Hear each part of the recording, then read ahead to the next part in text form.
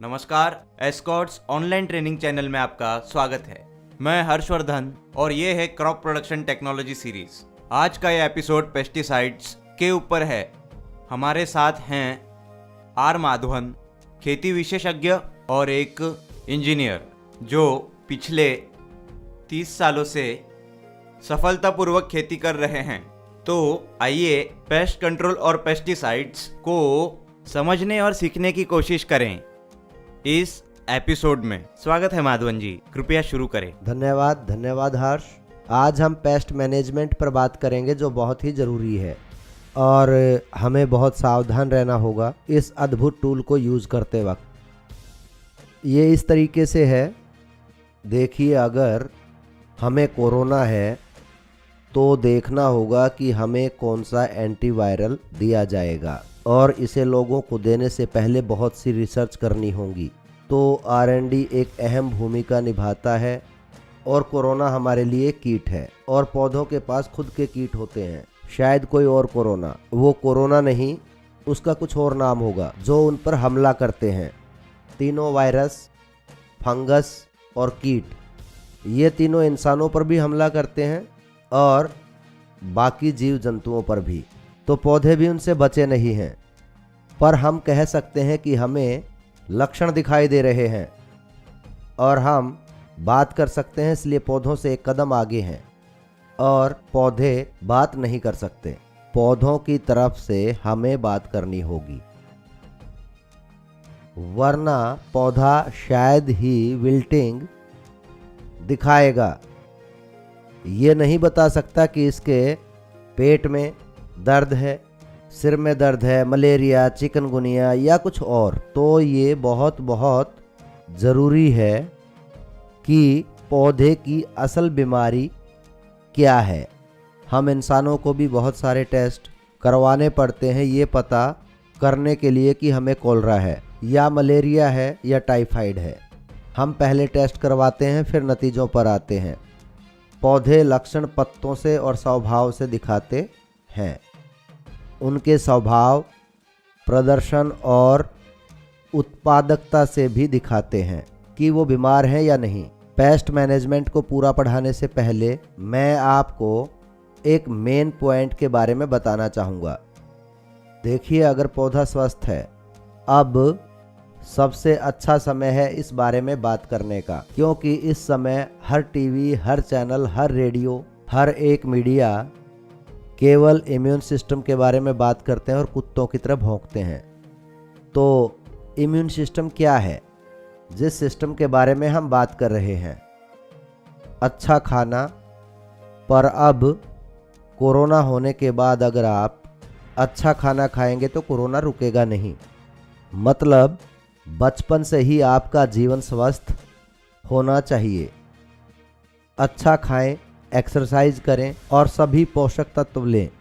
अगर आपका immune system अच्छा होगा तो आप सभी बैक्टीरिया और वायरस से बच पाएंगे जो आप पर अटैक करते हैं। अब आप समझ गए होंगे कि पोषक तत्व की पौधों में कितनी बड़ी भूमिका होती है। मतलब मिट्टी में अच्छे पोषक तत्व डाले हों तो फसल कई तरह की बीमारियों से लड़ पाएगी, जिसकी वजह है ये है इम्यून सिस्टम। पौधों का इम्यून सिस्टम न्यूट्रियल्स प्रोग्राम से बनाया जा सकता है। हम सब जानते हैं कि डॉक्टर कहते हैं कि आपको प्रोटीन लेना है, ये लेना है, वो लेना है, तो आप कोरोना से लड़ सकते हैं। इसका मतलब क्या है कि खाना किसी भी पैथोजन के खिलाफ लड़ने में अहम भूमिका निभाता है।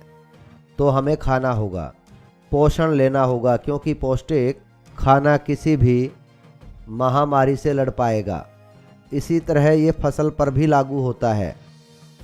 शायद आप मेरे पिछले एपिसोड से समझ गए होंगे कि पोषण कितना ज़रूरी है, उसके बारे में कैसे पता चले, मिट्टी परीक्षण कैसे करें और कैसे बैलेंस करें। 30 से 40% मैनेजमेंट तो यहीं हो जाती है। शुरू से ही आपने मेरे पिछले एपिसोड देखे होंगे। भूमि की तैयारी, वहाँ से शुरू करते हैं। अगर भूमि अच्छे से तैयार है तो जड़ें सुंदर तरीके से फैलेंगी। मतलब इम्यून सिस्टम जो कि पौधे की ताकत का हिस्सा है। अब अगला है मिट्टी संशोधन करेंगे, फिर पौधों के लिए इम्यूनिटी सिस्टम, और तीसरा आता है मिट्टी में सही तरीके से पोषक तत्व डालना, और चौथा आता है सिंचाई, सही सिंचाई, ये मैंने अपने पिछले एपिसोड्स में बता दिया है। आप बीमारियों को निमंत्रण दे रहे हैं अच्छे से सिंचाई ना करके। मैं पैथोजन की बात करूं तो वो कुछ और नहीं, इन्फेक्शन है, कीट इन्फेक्शन, और ये ज़्यादा नमी की अधिकता के कारण होते हैं। तो आपकी स्पष्टता के लिए मैं इसे दोबारा से समझा देता हूँ। पेस्ट मैनेजमेंट का मतलब आपको पिछले स्टेप्स पर ध्यान देना होगा, ना कि बीमार होने के बाद। इसका बिल्कुल फ़ायदा नहीं है कि एक बार आपको कोरोना हो गया और उसके बाद आप सोचते हैं कि इम्यूनिटी स्ट्रांग हो जाए, तब इसका कोई फ़ायदा नहीं। पहले आपको कोरोना से गुजरना होगा, फिर उसका ट्रीटमेंट लेना होगा। जो भी हम फसल के बारे में बता रहे हैं वो इंसानों पर भी लागू होता है। बीमारी से पहले संभल जाएं। अब मैं केवल आपको इंसानों का उदाहरण दूंगा ताकि आप अच्छे से समझ जाएं कि कीटनाशक कितने ज़रूरी हैं। कीटनाशक इंसानों की दवाइयों के बराबर है, कृपया उसे अच्छे से समझें। इंसानों की दवाइयां हैं antibiotics, anti fungal creams, antiviral drugs आदि। ये सब हम इंसानों के कीटनाशक हैं। फसल के लिए कीटनाशक क्या है? कई तरह के हैं जो मार्केट में उपलब्ध हैं, अलग अलग बीमारियों के लिए अलग अलग कंपनियों के। हम इस क्षेत्र में हैं तो हमें जानना होगा कि पौधे को स्वस्थ कैसे रखना है। उसके लिए आपको कीट पौधों से दूर रखने होंगे। इसके करने के बाद भी आप बीमार पड़ जाते हैं। जैसे कि मान लीजिए आप अच्छे से खाते हैं, एक्सरसाइज करते हैं, तो भी आप बीमार होते हैं। तो उसके लिए क्या करें? सफाई। हाँ, सफाई। सबके सब कहते हैं, प्रधानमंत्री से लेकर नीचे तबके तक के लोग, और बहुत सारी एनजीओ वो क्या कहती हैं? सैनिटेशन। सैनिटेशन क्या है? मास्क लगाते हैं। क्यों लगाते हैं? ताकि आप दूसरों को संक्रमित ना करें और दूसरा आपसे संक्रमित ना हो, मतलब ये सैनिटेशन है। और साबुन से धोना क्या है? सैनिटेशन। बिल्कुल यही चीज़ आपको फसल के लिए भी करनी होगी, सैनिटेशन। मास्क लगाने की तरह फसल का क्या सैनिटेशन है?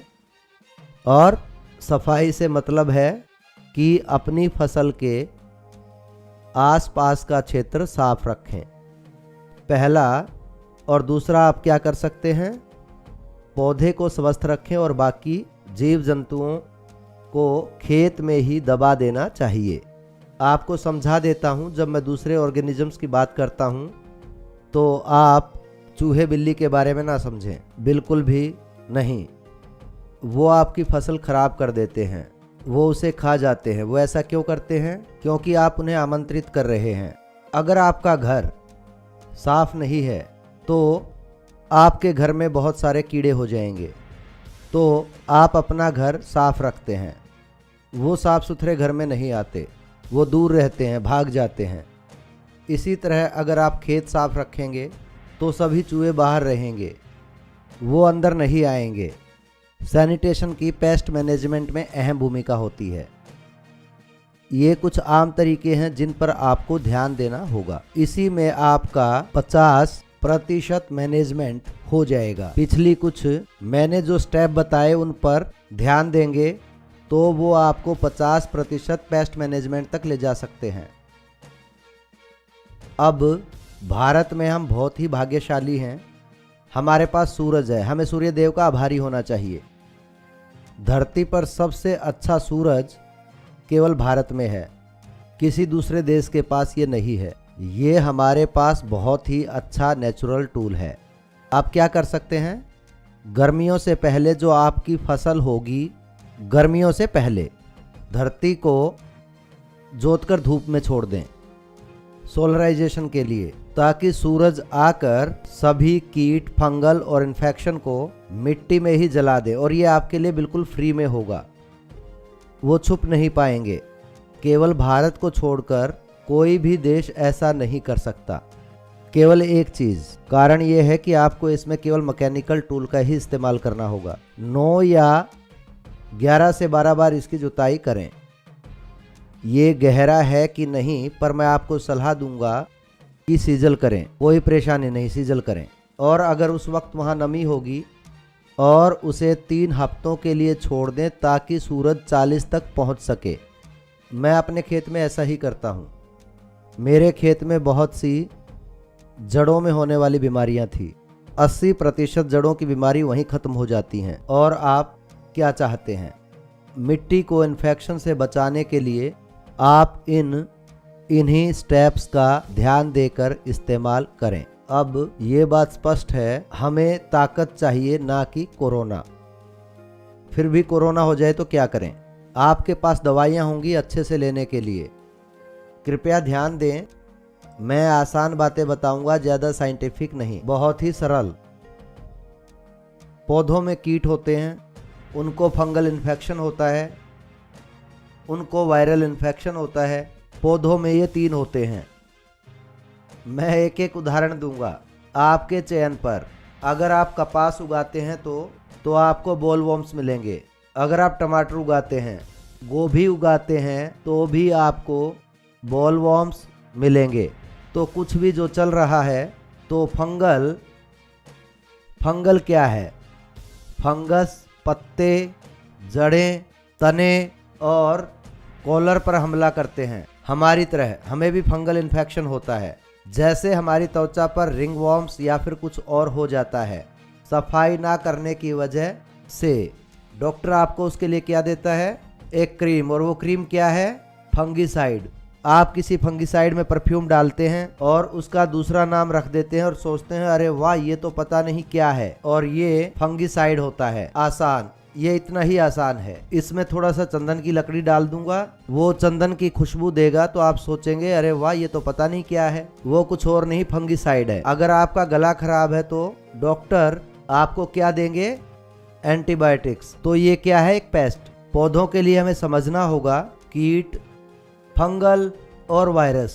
अब वायरल क्यों होता है आप जानते हैं, तो हमें इसके बारे में अधिक बात नहीं करनी, क्योंकि पिछले 6 महीने से आप इसके बारे में जान रहे हैं। ये कैसे पैदा होते हैं और आप उन्हें नहीं देख सकते। देखिए, आप एक वायरस को नहीं देख सकते, माइक्रोस्कोप से देख सकते हो पर नंगी आंखों से नहीं। वो एक अलग बात है।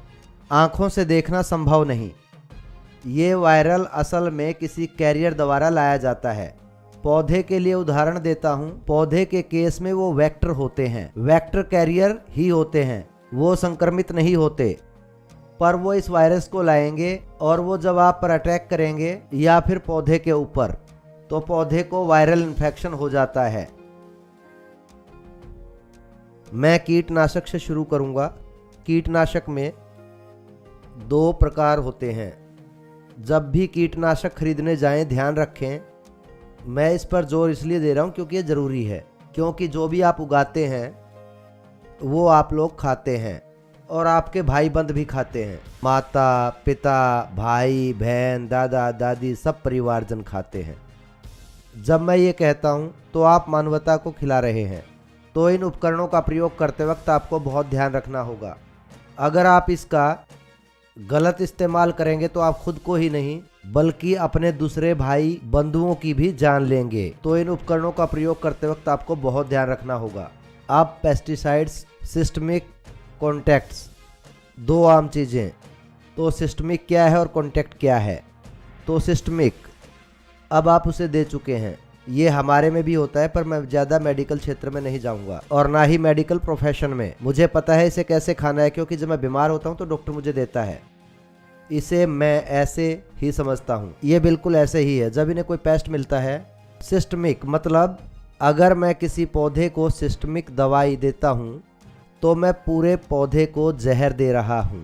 वो जहरीला हो जाएगा। मतलब जब आप सिस्टमिक लगा रहे हैं तो आपको कटाई नहीं करनी, इसका ध्यान रखें। जब भी मैं भारत में जाता हूं तो बहुत से किसान कटाई के वक्त वो सिस्टमिक स्प्रे करते हैं।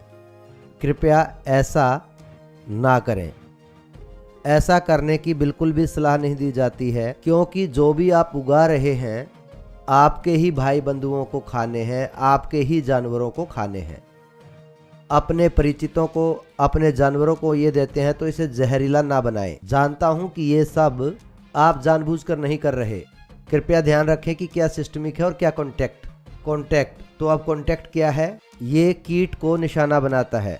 उदाहरण के तौर पर ये कोई केंचुए हैं, अगर उस पर कॉन्टैक्ट पेस्टिसाइड लगा दें, ये सिर्फ केंचुए को मारता है, जहर खत्म हो जाता है, तो ये फसलों पर नहीं चिपकता। आप इसे कटाई के वक्त भी इसे प्रयोग कर सकते हैं। शुरुआती स्टेजेस में जब फसल बढ़ रही होती है, कोई भी चीज नहीं काट सकते। फसल के पहले 60 दिनों तक उस वक्त सिस्टमिक डाल सकते हैं। वो 20 दिन तक ध्यान रखेंगे, 25 दिन तक ध्यान रखेंगे, तो आप कुछ काटने वाले नहीं। वेंडर द्वारा दिए गए लीफलेट का ध्यान जरूर रखें। ध्यान रखें, स्लिप में 10 भाषाएं दी जाती हैं। आपको चाहे कोई भी भाषा चाहिए, चाहे मलयालम, तमिल, कन्नड़, तेलुगु, गुजराती, मराठी, सब उसके अंदर होती हैं। उसे पढ़ें या फिर किसी और से पूछें कि ये सिस्टमिक है या कॉन्टैक्ट। इसे ध्यान रखकर कटाई रखते हुए अटैक करें। पहले तो ये देखें कि पौधे को कीट है या कोई फंगल इन्फेक्शन। महाराष्ट्र का टूर करते हुए, शायद ये महाराष्ट्र का पश्चिम इलाका था, वो बैंगन उगा रहे थे और एक किसान कुछ स्प्रे कर रहा था। मैं आप लोगों को एक उदाहरण दूंगा, एक फोटो से दिखाऊंगा कि वो बैंगन कैसा है। अगर बैंगन पर कोई काला धब्बा है, किसान कह रहा था मैं इसीलिए दवाई छिड़क रहा हूं क्योंकि बैंगन पर काला धब्बा है। ग्राहक खरीद नहीं रहा था तो मुझे इस पर यह स्प्रे करना पड़ रहा है। ऐसा करने के लिए मेरे किसी दोस्त ने या फिर किसी ने सलाह दी थी। ये काला धब्बा किसी तरह का कीट या फंगल नहीं है, ये पोषक तत्व की कमी से है। कृपया इसे ध्यान रखें। आप फंगिसाइड छिड़क रहे हैं पर दिक्कत तो तत्वों की है। क्या आप ये समस्या सुलझा पाएंगे? बिल्कुल नहीं। आप लगातार पंप करते ही जा रहे हैं, उसमें जहर भरता जा रहा है, कोई नतीजा नहीं मिलेगा, क्योंकि समस्या तो पोषक तत्वों की है, फंगल की नहीं। फंगल सेकेंडरी है। उदाहरण के लिए मान लीजिए आप गिर गए हैं और आपके हाथ में खरोंच आ गई है, तो ये प्राइमरी है, और उसमें जब पस हो जाती है तो वो सेकेंडरी है। तो आप उसके लिए क्या इलाज करेंगे? गिरते ही आप ध्यान देंगे आप संक्रमित नहीं हैं। बिल्कुल ऐसे ही तत्वों की कमी, कैल्शियम, उस बैंगन की तस्वीर यहाँ दिखाई गई है जो मैंने महाराष्ट्र में देखा था। ये कैल्शियम की कमी की वजह से है। अब कैल्शियम की कमी के लिए इसे तकनीकी नाम दिया गया है जो है ब्लॉसम एंड रॉट। ये एक न्यूट्रिशनल डिसऑर्डर है, ना कि ये एक फंगल डिसऑर्डर। पर आप इसके इलाज के लिए फंगिसाइड स्प्रे कर रहे हैं। आप कभी ठीक नहीं कर पाएंगे। क्या करना होगा? अगर आप अपनी फसल में कैल्शियम डालेंगे तो फसल को ये प्रॉब्लम कभी नहीं होगी। हम बहुत अच्छे से कीटनाशक डालते हैं जो कि पौधों की दवाइयाँ हैं। आप बहुत सावधान हैं, आप इसका बहुत अच्छे से ध्यान रखते हैं। आप किसी भी समय रोड पर दवाई नहीं ले लेते, कोई डॉक्टर ढूंढते हैं। आप इस पर किसी बड़े की सलाह लेते हैं और फिर दवाई लेते हैं। आप ऐसे ही कोई दवाई नहीं निगलते हैं। आप जानते हैं कि क्या होता है। ऐसा ही फसल के साथ होता है, पर फसल बात नहीं कर सकती। ये केवल आपको नतीजे और अंत में आपको नुकसान होगा। बिल्कुल इसी तरीके से फंगिसाइड्स में भी सिस्टमिक और कॉन्टैक्ट फंगिसाइड्स होते हैं। आपके ज़्यादा फंगल इन्फेक्शन 75% तक ज़्यादा सिंचाई करने की वजह से होते हैं। पिछले एपिसोड में इरिगेशन के बारे में बताया था। ज़्यादातर फंगल बीमारी इसी से होते हैं, तो इसीलिए मैंने इरिगेशन वाले भाग में बताया था आप ये उत्पादकता कम करने के लिए कर रहे हैं कि आप अपनी उत्पादकता को कम करने के लिए सिंचाई कर रहे हैं। कैसे कीट हमला करते हैं, कैसे पौधे सो जाते हैं। अब इससे बचने के लिए ध्यान से सिंचाई करनी है। ये इन्फेक्शन को कम से कम कर देगा। पेस्ट मैनेजमेंट में सबसे ज़रूरी है, जिसको हर कोई जानता है पर इसको कोई भी नहीं करता, सीड ट्रीटमेंट। बीज से होने वाली बीमारियों के लिए बीज का इलाज नहीं किया जाता। हम सब कहते हैं सीड ट्रीटमेंट, पर करता कोई नहीं। इसका सीधा सा कारण है हमारे पास टूल नहीं है। तो हम योजना बना रहे हैं, एस्कॉर्ट्स या R&D इस पर काम करने वाला है। सीड ड्रम ट्रीटमेंट बनाने में, ताकि सरसों से लेकर मक्के तक किसी भी बीज का इलाज कर सकें। साइज वेरिएशन में साइज के बारे में बात कर रहा हूँ। सरसों का बीज आप जानते हैं कितना होता है। मक्के तक चले जाइए, इसके फायदे क्या क्या हैं। बीज का इलाज करने से आपको स्वस्थ पौधे मिलेंगे, मतलब कि आपकी फसल के लिए अच्छी शुरुआत। ये ऐसे है कि मैं इसकी तुलना इंसानों से कर रहा हूँ ताकि आप इसको समझ सकें अच्छे से, क्योंकि ये रोज़मर्रा की ज़िंदगी है आपके बच्चे की। जैसे ही बच्चा पैदा होता है उसे एक शॉट देते हैं, bacteria, anti bacteria, anti malarial, तो ये दिए जाते हैं चिकन पॉक्स या फिर जॉन्डिस के लिए दवाई, एंटी जॉन्डिस। हर महीने, 2 महीने के बाद, 3 महीने के बाद बच्चे को ये शॉट्स दिए जाते हैं। आपने ये बच्चों के लिए घर पर भी किया होगा। ऐसे ही आपको बीज का इलाज करना है। देखिए, बीज एक बच्चा है, एक छोटा सा बच्चा, ये एक जिंदा शिशु है। इसका आपको इलाज करना होगा ताकि बाहर से हमला करने वाले कीट व पैथोजन हमला ना कर पाए। वो फूटते हैं और आपको पौध संख्या मिलती है। अब पौध संख्या क्या है? अब मान लीजिए मैंने अपने खेत में 10,000 बीज डाले हैं। अब इन 10,000 में से 9500 या 9900 बीज तो मुझे वहाँ मिलने चाहिए। आप कैसे करेंगे? शुरुआत में फसल जब बीज फूटता है तो वो वनरेबल होता है, उस पर बहुत सारे कीटों ने हमला किया होता है, क्योंकि वो छोटे होते हैं, छोटे छोटे हमारे बच्चों की तरह। हमें उनकी रक्षा करनी होती है, क्योंकि उस वक्त उनके साथ कुछ भी हो सकता है। बच्चे को उस वक्त सर्दी लग सकती है, डायरिया हो सकता है या कुछ भी हो सकता है। हम हमेशा उनका बचाव करते हैं। तो सीड ट्रीटमेंट शुरुआती फसल को संभालने के लिए बिल्कुल सही है, और फसल को 98 या 95% तक लाने में भी, मतलब जो भी आपने वहां लगाया है बीज, ट्रांसप्लांट या उगने के लिए कुछ भी, उसकी बेहतर संख्या मिलेगी। बेहतर जनसंख्या बराबर है अच्छी उत्पादकता के।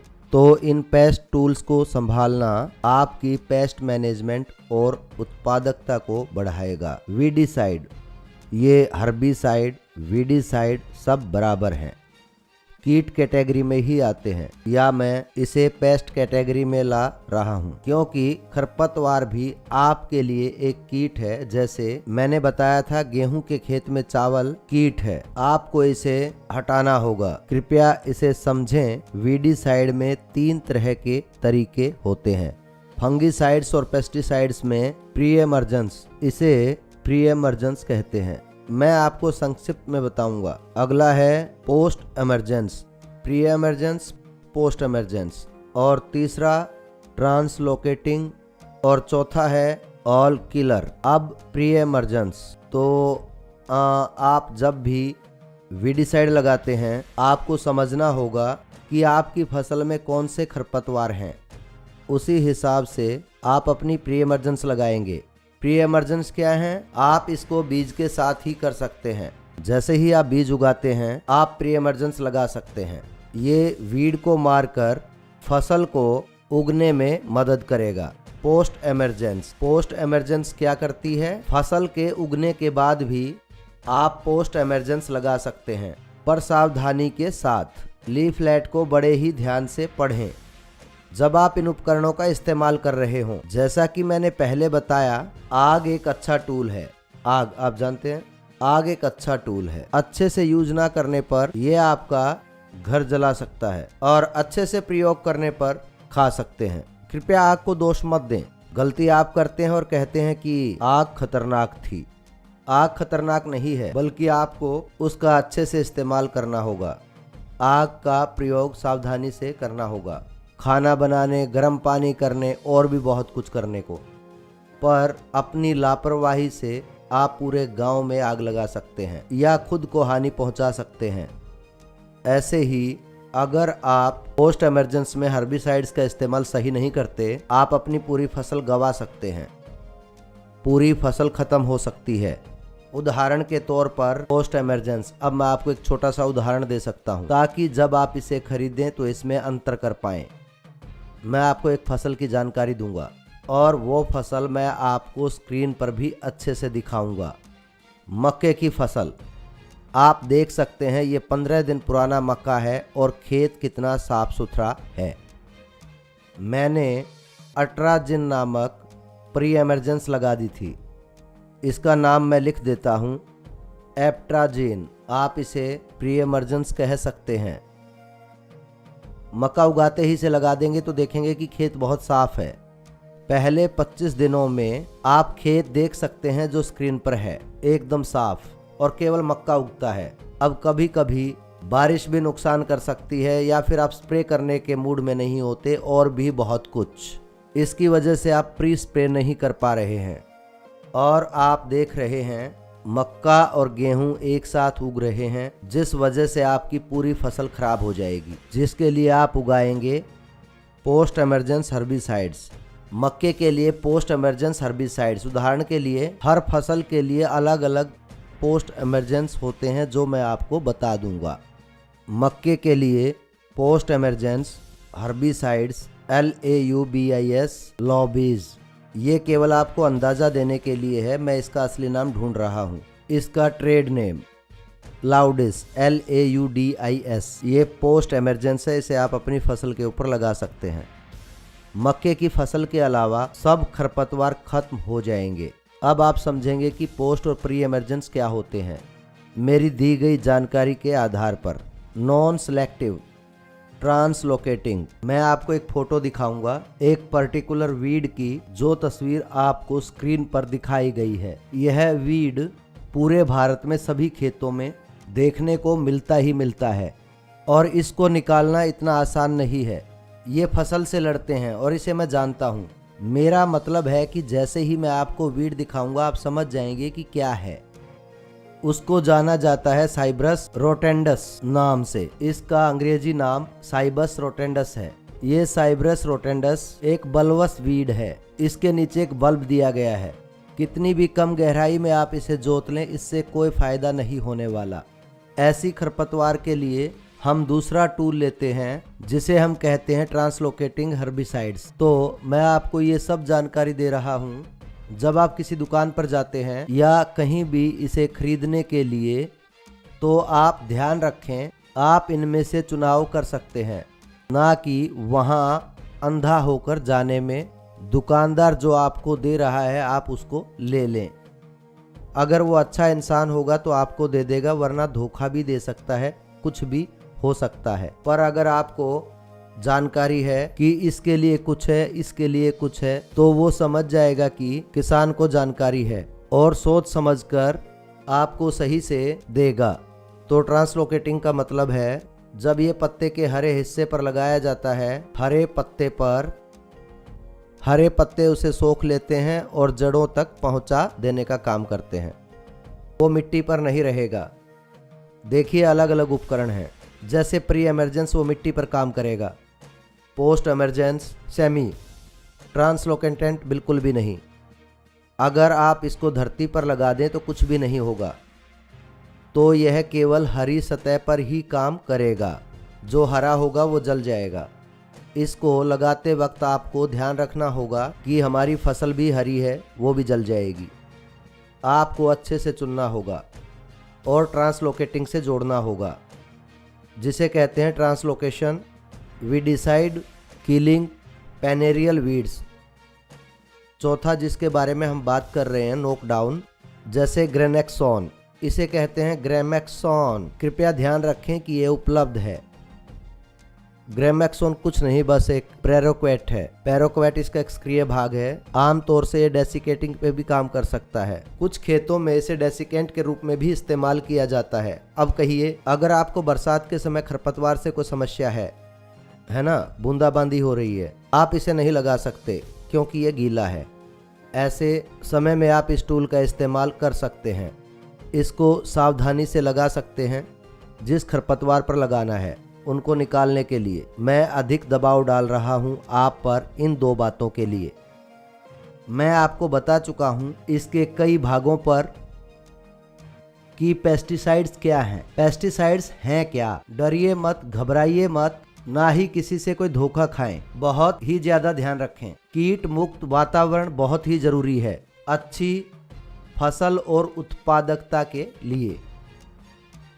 यही है जो आपको अपने पौधों को देना होगा, ऐसा वातावरण, एक स्वस्थ वातावरण। हमारी तरह इन्हें भी स्वस्थ वातावरण चाहिए अच्छे प्रदर्शन के लिए। वातावरण अगर स्वस्थ नहीं है, गंदा है, तो क्या मैं काम कर पाऊंगा? नहीं, ये मेरा सवाल नहीं है। जब मैं अपनी बात करता हूँ तो सबकी बात करता हूँ। मैं आप सबको अपना हिस्सा मानकर चलता हूँ। बिल्कुल ऐसे ही अगर आप पौधों के उगने के लिए एक स्वस्थ वातावरण रख सकते हैं, वो कीट व बीमारियों से मुक्त होंगे और उनका प्रदर्शन अच्छा होगा। अंत में मैं कुछ शब्द कहूँगा और इस चैप्टर को बंद कर दूंगा और आगे आने वाले सवालों को देखूंगा कि मैं उनको सुलझा पाऊंगा कि नहीं। मैं इतना ही कहूँगा कि कृपया भेदभाव से कीटनाशक फसल पर न डालें, क्योंकि वो भोजन श्रृंखला पर रहने वाला है। कृपया ध्यान दें, हम सब जिम्मेदार नागरिक हैं। हम किसान बहुत जिम्मेदार हैं, क्योंकि हम खाना देते हैं और वो खाना अरबों लोगों द्वारा खाया जाता है। तो ये हमारा कर्म है कि हम इन महत्वपूर्ण टूल्स का अच्छे से इस्तेमाल करें। धन्यवाद। बहुत धन्यवाद सर। आज आपने एक बहुत अच्छी और लाभदायक जानकारी दी है कीटनाशक पर, खासकर इनका इस्तेमाल कैसे करें, कैसे और कितना प्रयोग करें, और सबसे ज़रूरी आपको कीटनाशक का इस्तेमाल ऐसे करना चाहिए ताकि इससे सबको फ़ायदा हो, पर ज़रूरत से ज़्यादा इनका इस्तेमाल आपको नुकसान पहुंचा सकता है। बहुत धन्यवाद। मेरा सभी किसानों से अनुरोध है, आपकी तरफ से कोई सवाल हो या फिर कोई सुझाव, कृपया कमेंट बॉक्स में लिखें इस वीडियो के नीचे। हम जल्दी ही पूछे गए सवालों पर वीडियो लेकर आएंगे शुक्रवार को। बहुत बहुत धन्यवाद।